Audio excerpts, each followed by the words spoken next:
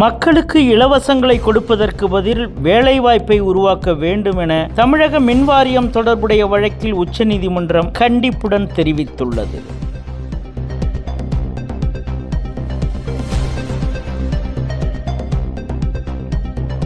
மதுக்கூரில் அமிர்தகடேஸ்வரர் கோயிலுக்கு சொந்தமான இடத்தில் திமுக கட்சி அலுவலகம் அமைக்கப்பட்டுள்ள விவகாரம் சர்ச்சையை ஏற்படுத்தியுள்ளது.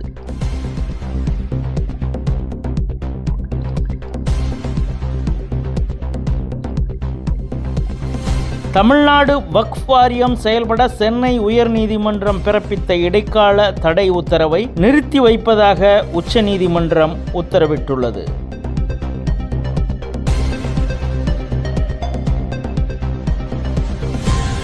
AI எதிர்காலத்தை இந்தியா மற்றும் பிரான்ஸ் இணைந்து கட்டமைக்கும் என்று பிரான்ஸ் அதிபர் மேக்ரான் தெரிவித்துள்ளார். And I started with a story about a street vendor in Mumbai.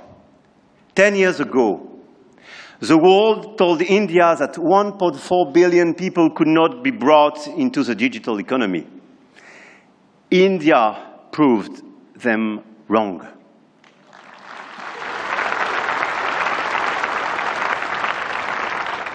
Today, some say AI is a game only the biggest can play.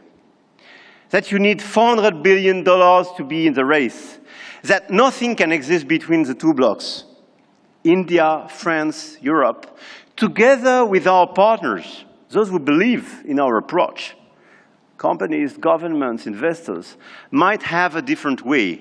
The money race is important and we cannot discount it.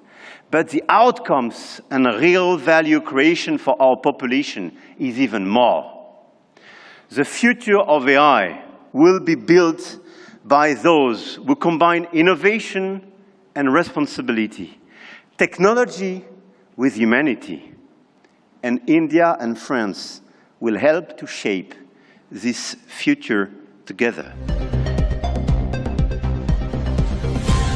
எல்லாவற்றிலும் சிறந்தது மனித மூளைதான். செயற்கை நுண்ணறிவு மனித குலத்திற்கு ஒரு வெகுமதி. அதை சரிவர தேவையான அளவுக்கு மட்டும் மனிதர்கள் பயன்படுத்திக் கொள்ள வேண்டும் என இன்ஃபோசிஸ் நிறுவனர்களில் ஒருவரான என் நாராயணமூர்த்தி தெரிவித்துள்ளார்.